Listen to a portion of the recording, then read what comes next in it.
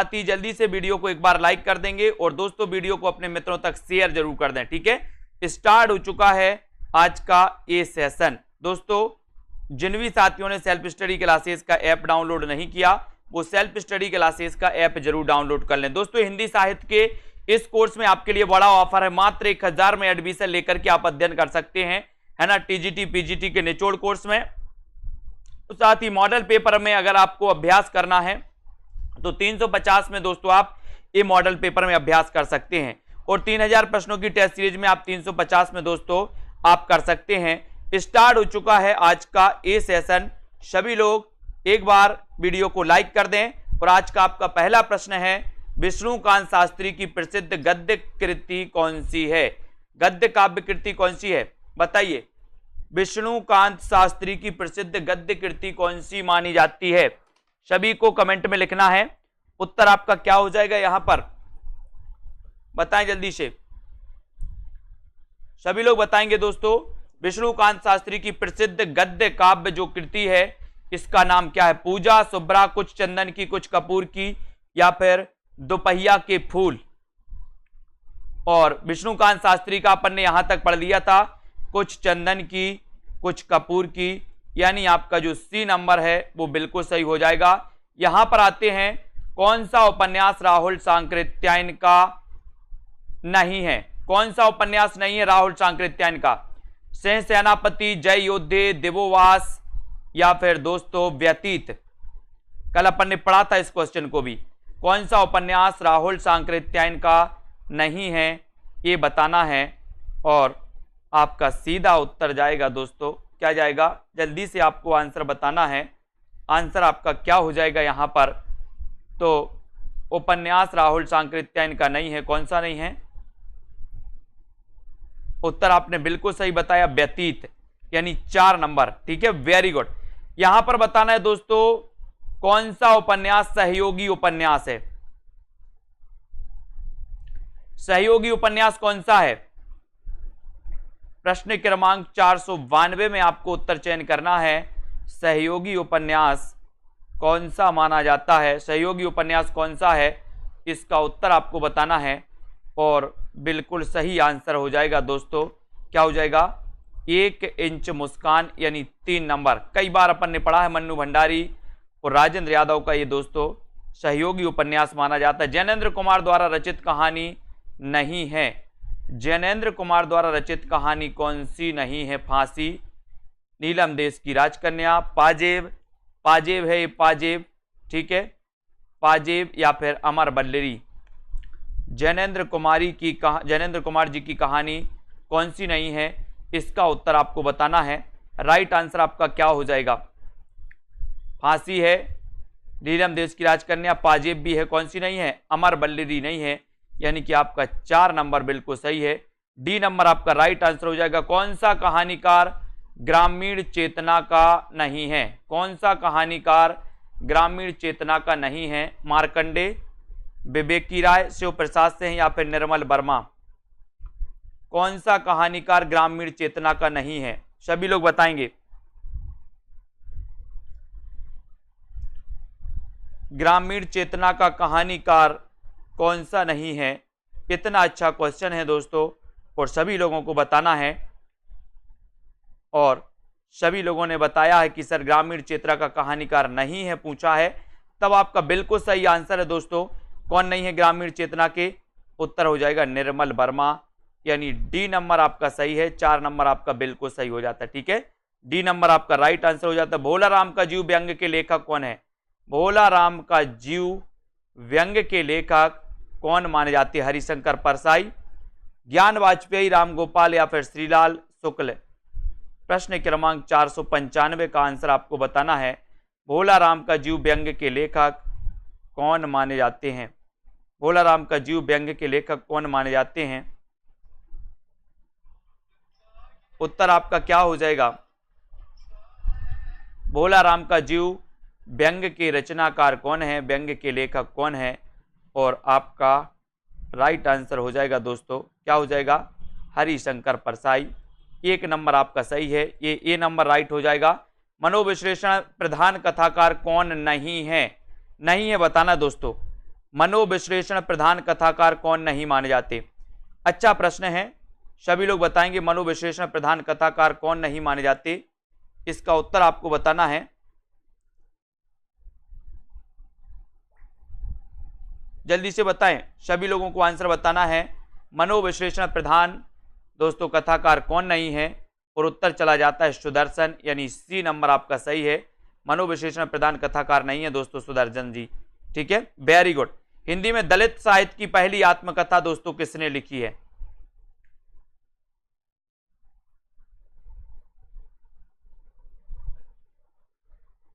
है ना, यहां पर दोस्तों शायद अपना कुछ मिस्टेक हुआ था।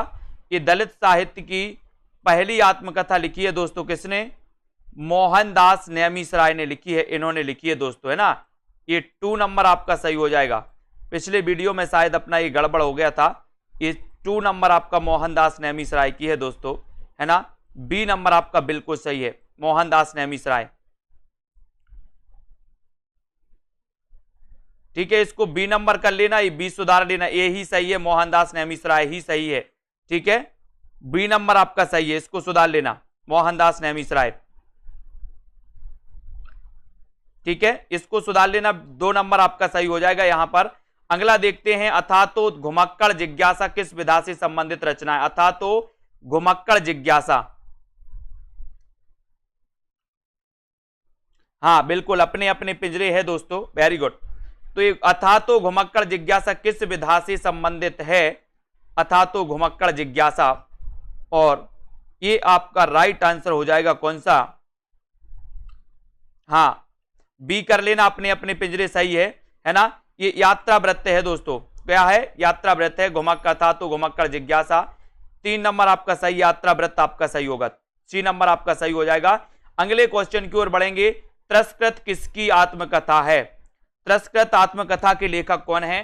त्रस्कृत किसकी आत्मकथा है वो आपको चयन करना है। डॉक्टर धर्मवीर भारती, तुलसीदास, तुलसीराम, ओम प्रकाश वाल्मीकि या सूरजपाल चौहान? त्रस्कृत आत्मकथा के लेखक कौन माने जाते हैं? और आपका उत्तर हो जाएगा, त्रस्कृत किसकी आत्मकथा है बताइए।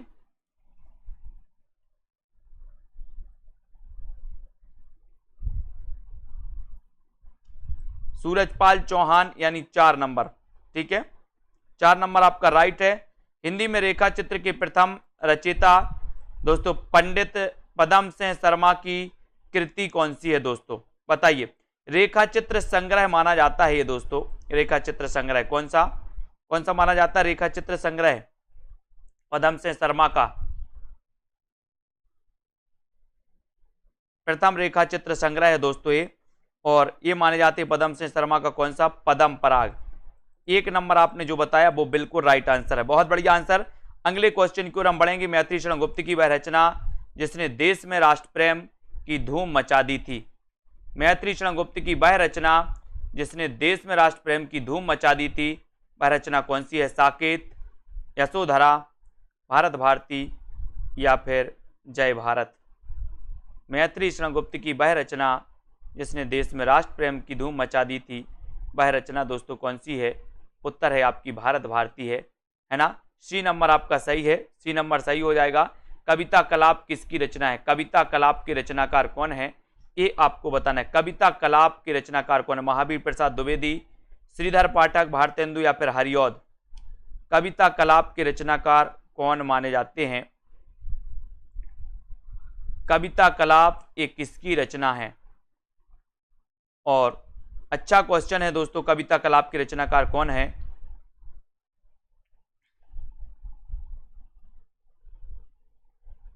राइट आंसर चला जाता है दोस्तों महावीर प्रसाद द्विवेदी। कविता कलाप के रचनाकार है महावीर प्रसाद द्विवेदी, यानी कि आपका 1 नंबर जो है वो बिल्कुल सही है। ए नंबर राइट आंसर होगा। बेणु लो गूंजे धरा के रचनाकार कौन है? बेणु लो गूंजे धरा, मैत्री शरण गुप्त, श्रीधर पाठक, माखनलाल चतुर्वेदी या फिर हरिऔध? बेणु लो गूंजे धरा के रचनाकार कौन माने जाते हैं?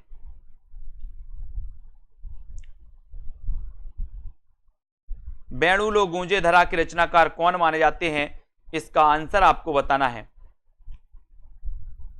देखते हैं कौन कौन सही उत्तर बता रहा। प्रश्न क्रमांक 503 है। 503 में हमें उत्तर बताना है और आपका राइट आंसर क्या हो जाएगा। जिन भी साथियों ने दोस्तों self study classes app download नहीं किया, वो सेल्फ स्टडी क्लासेस ऐप को डाउनलोड कर लें और दोस्तों वीडियो को लाइक करके चैनल को सब्सक्राइब कर लेना। यहाँ पर आपका उत्तर है बेणु गूंजे धरा माखनलाल चतुर्वेदी, यानी कि आपका 3 नंबर बिल्कुल सही आंसर हो जाएगा, है ना। प्रसाद जी की खड़ी बोली कविताओं का प्रथम संग्रह कौन सा है? प्रसाद की खड़ी बोली कविताओं का प्रथम संग्रह कौन सा है? प्रथम संग्रह कौन सा है? चित्राधार, कानन कुसुमासु या फिर उर्वशी? प्रसाद की खड़ी बोली कविताओं का प्रथम संग्रह कौन सा है? प्रथम संग्रह कौन सा है बताएं। प्रसाद की खड़ी बोली कविताओं का प्रथम संग्रह कौन सा माना जाता है? और यहां पर प्रसाद जी की खड़ी बोली कविताओं का प्रथम संग्रह आपसे पूछा है, तब आपका राइट आंसर क्या हो जाएगा? और सभी लोगों ने बताया कि सर एक कानन कुसुम है ना, प्रसाद की खड़ी बोली की कविताओं का संग्रह, यानी कि 2 नंबर यहां पर आपका बिल्कुल सही है। महादेवी जी को किस रचना हेतु मंगला प्रसाद पारितोषिक मिला था दोस्तों? अब बताएं, यामा के लिए मिला था, नीरजा के लिए मिला था, सांद गीत के लिए या फिर दीप शिखा के लिए मिला था? मंगला प्रसाद पारितोषिक किस रचना के लिए मिला था? प्रश्न क्रमांक आपका 505 है। 505 में इसका उत्तर आपको बताना है। महादेवी जी को किस रचना के लिए मंगला प्रसाद पारितोषिक मिला था? ये प्रश्न क्रमांक आपका 505 है और 505 में आपका राइट आंसर है दोस्तों यामा। यामा है, यानी 1 नंबर आपका बिल्कुल सही है। मंगला प्रसाद पारितोषिक यामा दोस्तों ये सही हो जाएगा। अपने काव्य जीवन के उत्तर में अरविंद दर्शन से प्रभावित है, तो क्या प्रभावित है? अपने काव्य जीवन के उत्तर में दोस्तों अरविंद दर्शन से प्रभावित है कौन? अरविंद दर्शन से कौन प्रभावित हैं? महादेवी वर्मा, सुमित्रानंदन पंत, जयशंकर प्रसाद या फिर अज्ञे? अपने काव्य जीवन के उत्तर में अरविंद दर्शन से प्रभावित बताना है आपको। अरविंद दर्शन से प्रभावित कौन सी रचना है और उत्तर आपका कौन सा हो जाएगा? रचना तो ठीक है सर, यहाँ पर आपसे पूछा गया क्या पूछा गया है? कौन सा कवि है जो अरविंद दर्शन से प्रभावित है? तो उत्तर हो जाएगा सुमित्रानंदन पंत। इनकी कौन कौन सी रचनाएं आपको बताना है दोस्तों जो अरविंद दर्शन से प्रभावित मानी जाती है। इनकी कौन कौन सी रचनाएं हैं? आधुनिक खोजों के अनुसार हिंदी की प्रथम मौलिक कहानी के लेखक कौन है? हिंदी की प्रथम मौलिक कहानी के लेखक कौन है आधुनिक खोजों के अनुसार? इंशाअल्लाह खां। कहानीकार बताना है दोस्तों, कहानीकार, मौलिक कहानीकार कौन है? शिव प्रसाद सितारे हिंद, रामचंद्र शुक्ल, माधवराव सप्रे, है ना। तो आधुनिक खोजों के अनुसार आपको चयन करना है। अच्छा क्वेश्चन है, एक बार सभी लोग वीडियो को लाइक कर देंगे, अपने मित्रों तक शेयर जरूर कर दें। ये क्लास रोज 9 बजे होती है दोस्तों, इस क्लास को पढ़ते रहें। सेल्फ स्टडी क्लासेस ऐप को डाउनलोड कर लें, ठीक है। और दोस्तों है ना, यहाँ पर अपन ने पढ़ा था, यहाँ पर महादेवी वर्मा जी की जो रचना पढ़ी थी दोस्तों यामा, इसे ज्ञानपीठ पुरस्कार भी मिला था और मंगला प्रसाद पारितोषिक भी मिला था। यहाँ डाउट्स में नहीं रहना, मंगला प्रसाद पारितोषिक भी मिला था, ज्ञानपीठ पुरस्कार भी मिला था, ठीक है। सुमित्रानंदन पंत हो गए और आधुनिक खोजों के अनुसार माधवराव सप्रे हो गए। 4 नंबर, ठीक है, 4 नंबर आपका बिल्कुल सही हो जाएगा, 4 नंबर सही हो जाएगा, है ना। ज्ञानपीठ पुरस्कार भी मिला था उस पर। जैनेन्द्र को मानव जीवन दर्शन का सबसे बड़ा कहानीकार किसने कहा? जैनेन्द्र को जीवन दर्शन का सबसे बड़ा कहानीकार किसने कहा? नामवर सिंह ने, नगेंद्र ने, या फिर दोस्तों राम बिलास शर्मा, या फिर दोस्तों लक्ष्मी नारायण लाल? जल्दी से बताएं, सभी लोग बताएंगे।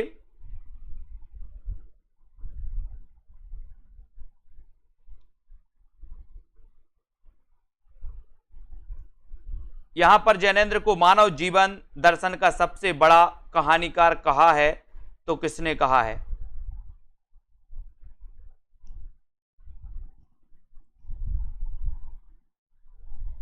और आपका उत्तर हो जाएगा दोस्तों लक्ष्मी नारायण लाल, डॉक्टर लक्ष्मी नारायण लाल, यानी कि डी नंबर आपका बिल्कुल सही हो जाएगा यहां पर, ठीक है। मानव जीवन दर्शन का सबसे बड़ा कहानीकार, डी नंबर सही हो जाएगा, डी नंबर, ठीक है। डी आपका राइट आंसर है। प्रेमचंद की अंतिम कहानी कौन सी है? बताएं, प्रेमचंद की अंतिम कहानी कौन सी है? पूस की रात, कफन, सवा सेर गेहूं या फिर शतरंज के खिलाड़ी? प्रेमचंद की अंतिम कहानी कौन सी है?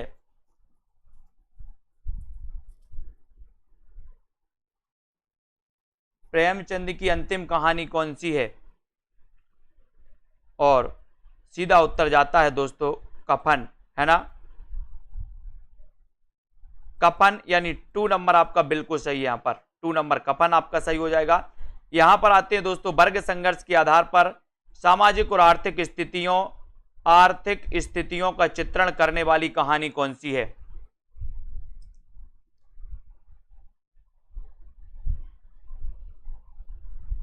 वर्ग संघर्ष के आधार पर सामाजिक और आर्थिक स्थितियों का चित्रण करने वाली जो कहानी है वो कौन सी है? 7वीं के बच्चे,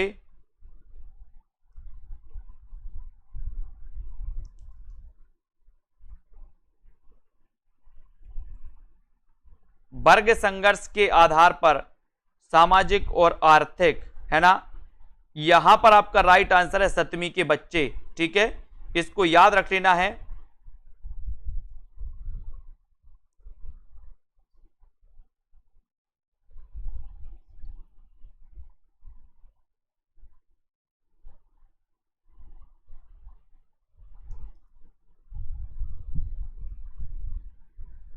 तो इस 7वीं के बच्चे के रचनाकार कौन है, ये भी आपको बताना है। 7वीं के बच्चे के रचनाकार कौन है?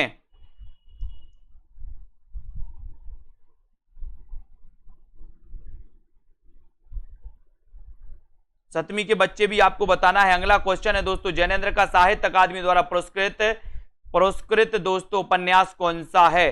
जैनेन्द्र का, जल्दी से बताओ।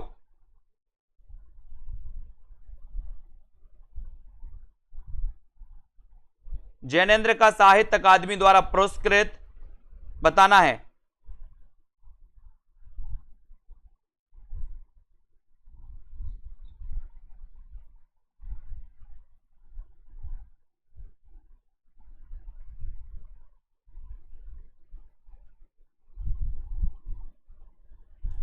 और यहां पर आपका राइट आंसर हो जाएगा दोस्तों,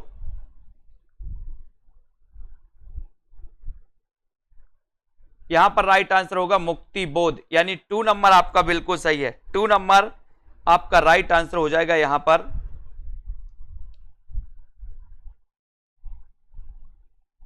ठीक है, मुक्ति बोध ये इनका उपन्यास है, इसको याद रखना ना दोस्तों। अगला क्वेश्चन, तुलसी के जीवन को केंद्र में रखकर लिखा गया उपन्यास कौन सा है? जल्दी से बताएं।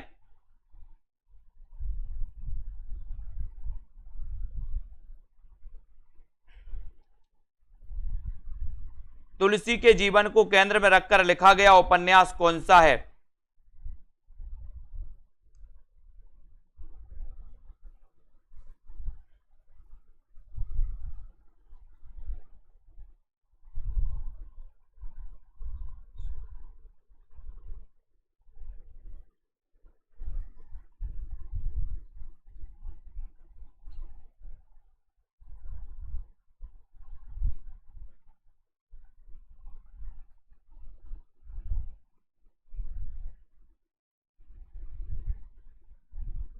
ठीक है, तो यहां पर तुलसी के जीवन पर लिखा गया था दोस्तों कौन सा? मानस का हंस, यानी कि 3 नंबर आपका बिल्कुल सही है। ठीक है, 3 नंबर आपका राइट आंसर हो जाता है। अगला क्वेश्चन यहां पर बताना है, गांधी जी के दक्षिण अफ्रीका के जीवन संघर्षों पर केंद्रित रचना कौन सी है? सभी लोग बताएंगे।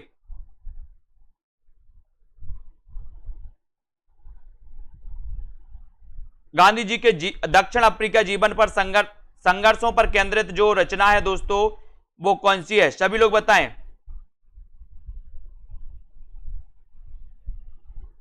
सभी लोगों को बताना है। नीरजा के लिए ने शेक्सपियर पुरस्कार मिला था दोस्तों 1934 में। गांधी जी के दक्षिण अफ्रीका के जीवन संघर्षों पर केंद्रित जो रचना है वो रचना कौन सी है, ये आपको बताना है। सभी लोग बताएंगे। गांधी जी के दक्षिण अफ्रीका जीवन संघर्षों पर केंद्रित जो इनकी रचना है दोस्तों, पहला गिरमटिया। और पहला गिरमटिया के रचनाकार कौन है? जल्दी से बताओ, पहला गिरमटिया के रचनाकार कौन माने जाते हैं?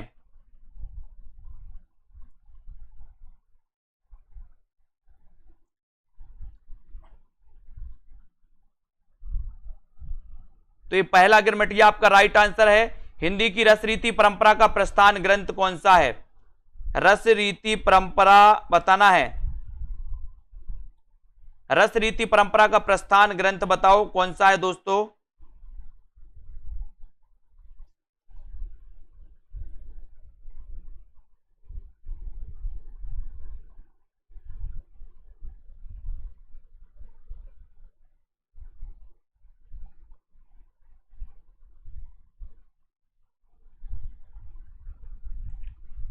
और यहां पर आपका हिंदी की रस रीति परंपरा का प्रस्थान ग्रंथ बताना है तो वो दोस्तों रसिक प्रिया माना जाता है केशवदास का। Very good. कौन सा कवि सत्सईकार नहीं है? बताएं जल्दी से, कौन सा कवि सत्सईकार नहीं माना जाता? इसका उत्तर भी आपको बताना है। सत्सईकार कौन सा नहीं है?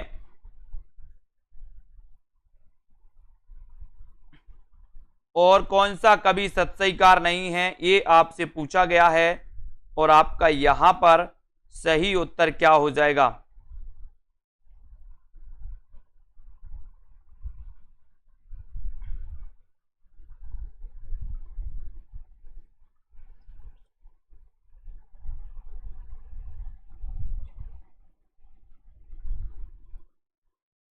तो यहां पर कौन सा कवि सत्सईकार नहीं है दोस्तों?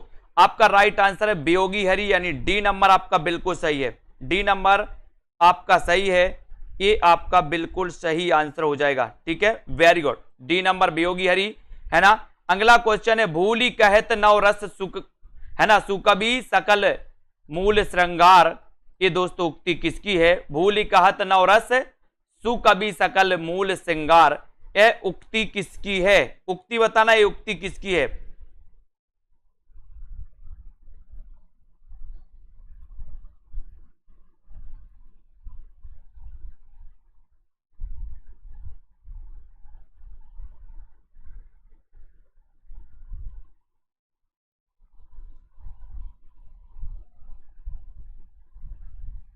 और इसका राइट आंसर हो जाएगा दोस्तों देव, यानी एक नंबर आपका बिल्कुल सही हो जाएगा। ठीक है, एक नंबर आपका सही हो जाएगा।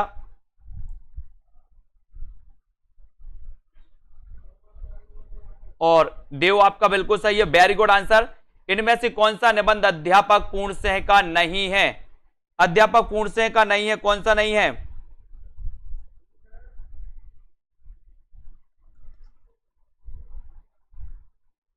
ठीक है, जल्दी से आपको बताना है। और इनमें से कौन सा निबंध अध्यापक पूर्णसिंह का नहीं है? आपका सीधा उत्तर क्या जाएगा दोस्तों?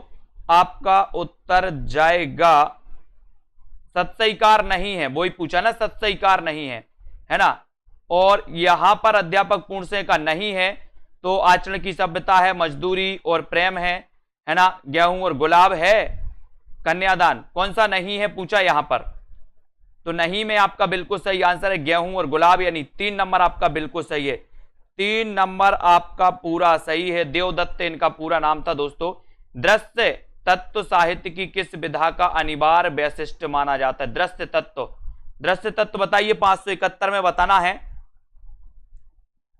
पुराने प्रश्नों की पीडीएफ खुली है दोस्तों, आज अपन ने पढ़ चुके हैं, फिर भी पढ़ते जाओ, कोई बात नहीं है।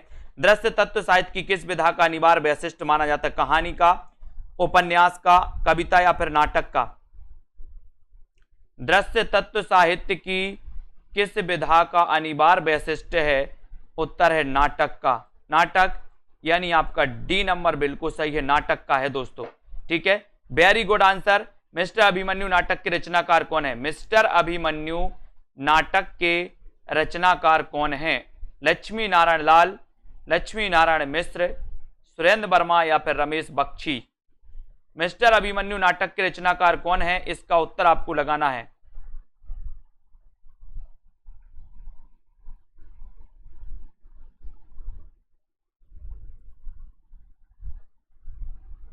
और मिस्टर अभिमन्यु दोस्तों, ये जो नाटक है, ये नाटक किसका है? लक्ष्मी नारायण।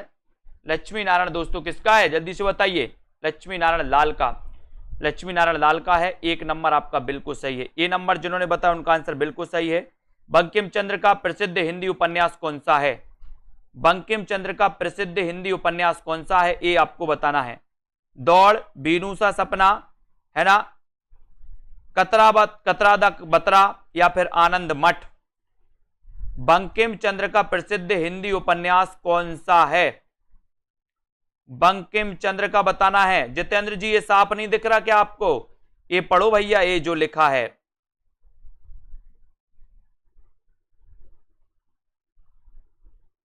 बंकिम चंद्र का प्रसिद्ध हिंदी उपन्यास कौन सा है, बताया आपने आनंद मठ, डी नंबर राइट है, ठीक है। शेखर एक जीवनी उपन्यास के स्त्री पात्र कौन है, बताइए।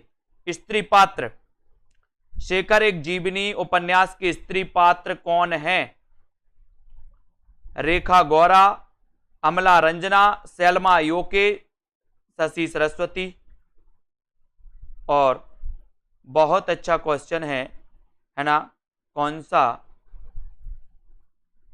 शेखर एक जीवनी उपन्यास के स्त्री पात्र बताना है, कौन कौन से। शेखर एक जीवनी, ये अज्ञे जी का उपन्यास है दोस्तों, और ये अज्ञे जी का उपन्यास है, और इसके स्त्री पात्र आपको चयन करना है। सभी लोग आंसर बताएंगे, और दोस्तों आपका सही आंसर जाएगा, बोले सर डी नंबर लगा दो, शशि सरस्वती। शशि सरस्वती, ठीक है, शशि सरस्वती, इसकी आपको याद रख लेना, वो नहीं समझना है, मैं जो बोल रहा हूं वो सुनो। सुबह में सुरंग में सुबह उपन्यास के लेखक कौन है दोस्तों, है ना। ये माउस से अच्छे से वो लिख नहीं पाते, इसलिए इसको सुनना है, इसको पढ़ना है, और जो मैं बोल रहा हूं उसको सुनना है ना। सुरंग में सुबह उपन्यास के लेखक कौन है, शिवमूर्ति, मिथिलेश्वर, संजीव, या फिर अमरकांत। सुरंग में सुबह उपन्यास के लेखक आपको चयन करना है, उत्तर क्या हो जाएगा। और सभी लोगों का आंसर आ रहा है सीधा सीधा।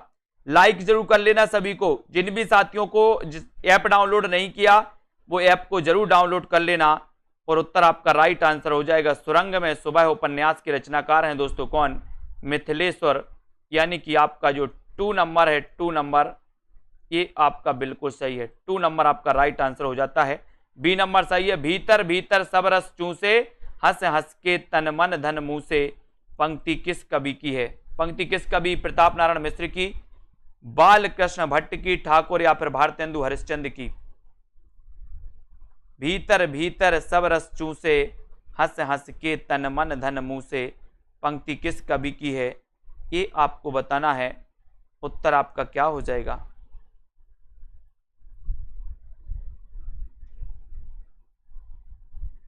और सभी का आंसर बिल्कुल सही आंसर आ रहा है कि सर ये जो पंक्ति है ये भारतेंदु हरिश्चंद्र की पंक्ति है ना। डी नंबर आपका बिल्कुल सही है, यहां पर डी जिन्होंने बताया बिल्कुल राइट आंसर।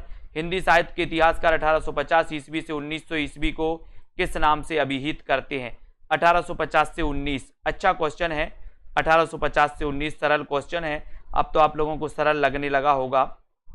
1850 से 1900 ईस्वी को किस नाम से अभिहित करते हैं, ये आपको बताना है। द्विवेदी योग, भारतेंदु योग, शुक्ल योग, या फिर छायावाद योग।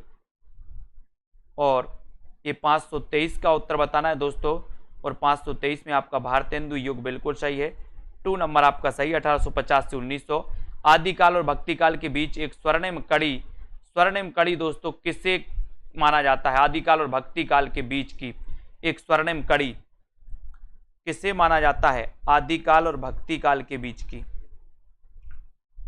जयदेव, विद्यापति, जायसी, या फिर जगनेक, किसे माना जाता है, जल्दी से आपको लिखना है, जल्दी से आपको बताना है दोस्तों।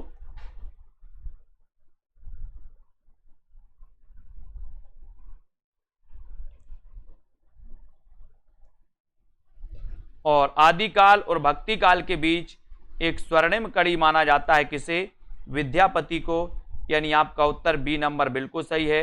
अगला क्वेश्चन देखते हैं। आचार्य शुक्ल के अनुसार निम्नांकित में से कौन सी रचना तुलसीदास की है, कौन सी रचना तुलसीदास की है, छप्पय रामायण, बरबे रामायण, कड़खा रामायण, या फिर रोला रामायण।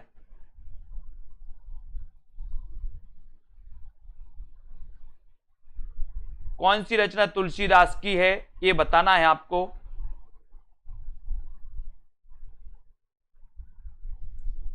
और आपका सीधा आंसर जाता है दोस्तों बरबे रामायण, है ना, बार बार रामायण पढ़ी तो बरबे रामायण, ठीक है। हिंदी साहित्य की भूमिका पुस्तक के लेखक कौन हैं,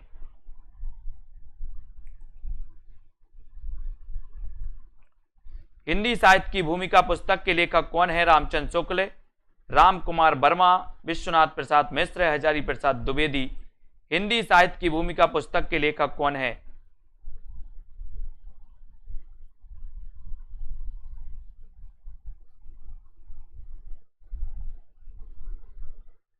हिंदी साहित्य की भूमिका पुस्तक के लेखक कौन माने जाते हैं? इसका उत्तर आपको बताना है। और हिंदी साहित्य की भूमिका दोस्तों ये हजारी प्रसाद द्विवेदी की है। 4 नंबर यहां पर आपका बिल्कुल सही है। ठीक है, हजारी प्रसाद द्विवेदी ने दोस्तों हिंदी साहित्य की भूमिका ये लिखी थी 1940 में। 1940 में, ठीक है, 1940 में। भक्ति काल का नाम पूर्व मध्यकाल किस आचार्य ने नाम दिया है दोस्तों, है ना? तो यहां पर निम्न में से अपन को बताना है, तो किसने नाम दिया है? और राइट आंसर फिर चला जाता है आपका हजारी प्रसाद द्विवेदी। ठीक है, वेरी गुड। हिंदी साहित्य के आरंभिक काल को सिद्ध सामंत काल किसने कहा? सिद्ध सामंत काल किसने कहा?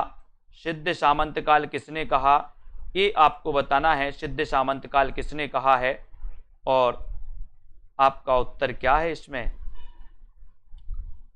सिद्ध सामंत काल, बोले सर ये तो बिल्कुल सही है, राहुल सांकृत्यायन ने कहा है। आज तो इतना कॉन्फिडेंस आ रहा होगा आप लोगों को, और सर सब क्वेश्चन बन रहे हैं। वेरी गुड, बहुत बढ़िया, है ना? हिंदी के प्रारंभिक काल को वीर गाथा काल नाम किसने दिया दोस्तों? वीर गाथा काल नाम किसने दिया? वीर गाथा काल नाम किसने दिया? आचार्य रामचंद्र शुक्ल ने, राहुल सांकृत्यायन, गणपति चंद्रगुप्त या फिर विद्यापति मिश्र बंधु? प्रारंभिक काल को वीर गाथा काल, अच्छा प्रश्न है। और वीर गाथा काल कहा है दोस्तों किसने? रामचंद्र शुक्ल ने, यानी कि आपका 1 नंबर जो है वो बिल्कुल सही है। ठीक है, छायावाद में वक्रता का वैभव मिलता है, प्रसाद के काव्य में निम्न में से किसका उत्कर्ष मिलता है? किसका उत्कर्ष मिलता है दोस्तों? छायावाद में वक्रता का वैभव मिलता है, प्रसाद के काव्य में किसका उत्कर्ष मिलता है? ये आंसर बताना है। सभी लोगों को वीडियो को लाइक करना है, और जिन भी साथियों को दोस्तों ऐप में एडमिशन लेना है, सेल्फ स्टडी क्लासेस ऐप को आज ही डाउनलोड कर, ठीक है, और अपना अध्ययन प्रारंभ करें। छायावाद में वक्रता का वैभव मिलता है, प्रसाद के काम में निम्न से किसका उत्कर्ष मिलता है? इसका आंसर आपको बताना है। तो वो मिलता है दोस्तों अभिव्यंजना का उत्कर्ष, अभिव्यंजना का उत्कर्ष मिलता है। बी नंबर आपका बिल्कुल सही हो जाएगा। केवल सूक्ष्मगत सौंदर्य सत्ता का राग कहकर छायावाद का विरोध किसने किया दोस्तों? केवल सूक्ष्मगत सौंदर्य सत्ता का राग कहकर छायावाद का विरोध किसने किया? आचार्य शुक्ल ने, महादेवी वर्मा ने, सुमित्रानंदन पंत और अज्ञे में, है ना? और यहां पर आपका 531 का आंसर बताना है। 531 का आंसर कौन सा है? तो बोले सर ये किया है महादेवी वर्मा ने, यानी 2 नंबर आपका बिल्कुल सही है। केवल सूक्ष्मगत सौंदर्य सत्ता का राग कहकर छायावाद का विरोध किया है महादेवी वर्मा ने, है ना? बी नंबर आपका बिल्कुल सही हो जाएगा।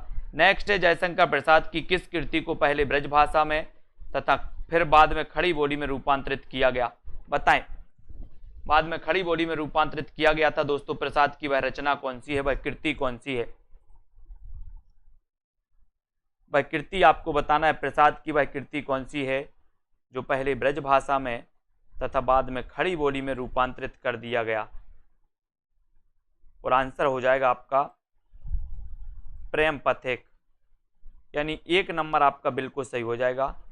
ये नंबर बिल्कुल राइट आंसर है। ठीक है, very good, 1 number, very good. Nirala की जूही की कली उदाहरण है दोस्तों, काय का उदाहरण है? निराला की जूही कली मात्रिक छंद, वर्णिक छंद, मुक्त छंद या फिर इनमें से कोई नहीं? बताएं, निराला की जूही की कली उदाहरण है, किसका उदाहरण मानी जाती है निराला की जूही की कली? और दोस्तों आपके लिए पार्टिकुलरली बहुत अच्छी चीज आ रही है दोस्तों, है ना? चैनल पर जाके देखें, एक दोस्तों अच्छी सीरीज चल रही है कि सरहपा से संबंधित जितने क्वेश्चन हैं वो सीरीज आ रही है, स्वयंभू से संबंधित, यानी पार्टिकुलरली कवि से संबंधित प्रश्नों के वीडियो आ रहे हैं निरंतर रिकॉर्डेड वीडियो, उनको जरूर देखते रहें। निराला की जूही की कली ये दोस्तों मुक्त छंद से संबंधित है। 3 नंबर आपका बिल्कुल सही है। टिपटॉप यूट्यूब चैनल पर जाकर भी आप देख सकते हैं दोस्तों। कौन सी रचना मोहन राकेश की नहीं है? मोहन राकेश की रचना कौन सी नहीं है? इसका उत्तर आपको बताना है। मोहन राकेश की रचना कौन सी नहीं? छोटे छोटे ताजमहल, आषाढ़ का एक दिन, अंधेरे बंद कमरे या फिर लहरों के राजहंस? कौन सी रचना मोहन राकेश की नहीं है?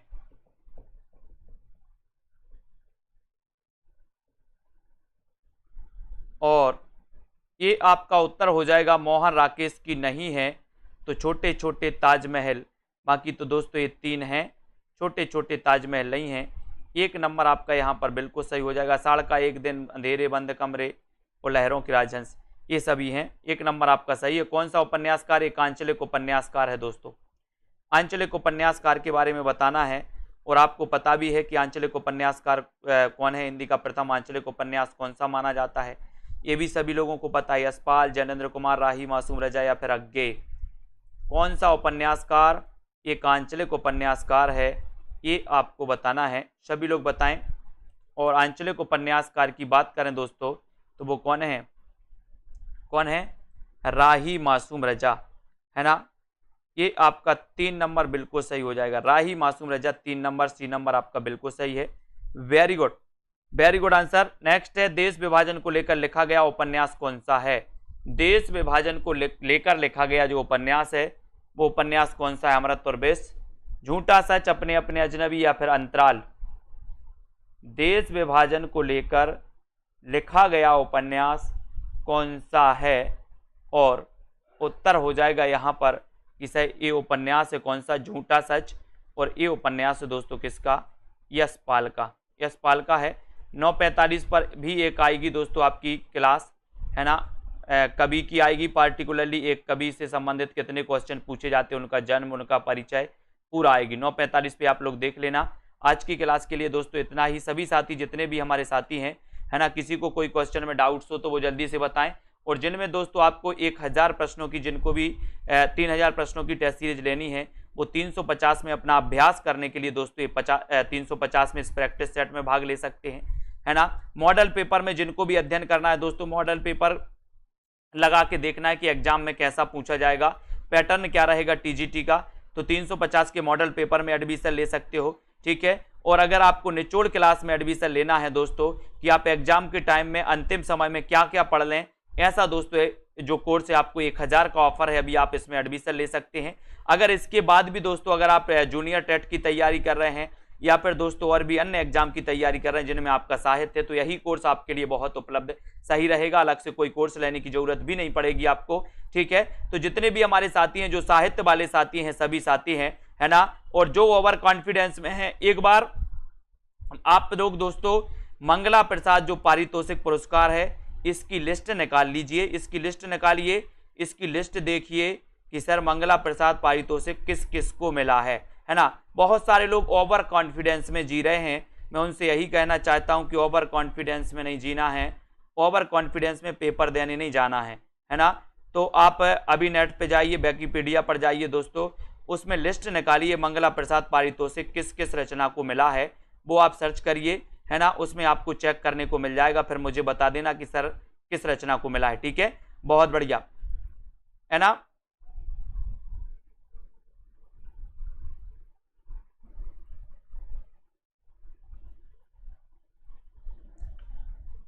ठीक है, तो सभी लोगों के लिए धन्यवाद दोस्तों। सभी लोग इसी प्रकार से अध्ययन करते रहें और आगे बढ़ते रहें, ठीक है। बिल्कुल, सेल्फ स्टडी क्लासेस ऐप जरूर डाउनलोड करें। नीरजा के लिए दोस्तों सेक्सरिया पुरस्कार मिला है ना। तो इतना आप लोग देख लें, एक बार चेक कर लें। नीरजा के लिए सेक्सरिया पुरस्कार मिला था 1934 में, है ना।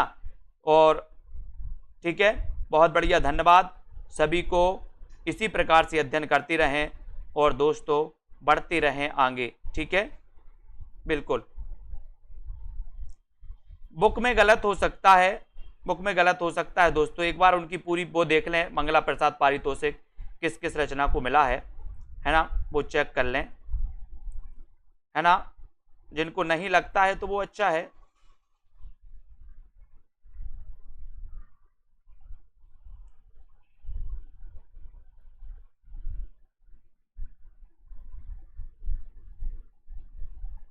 ठीक है, तो धन्यवाद सभी साथियों को। जय हिंद।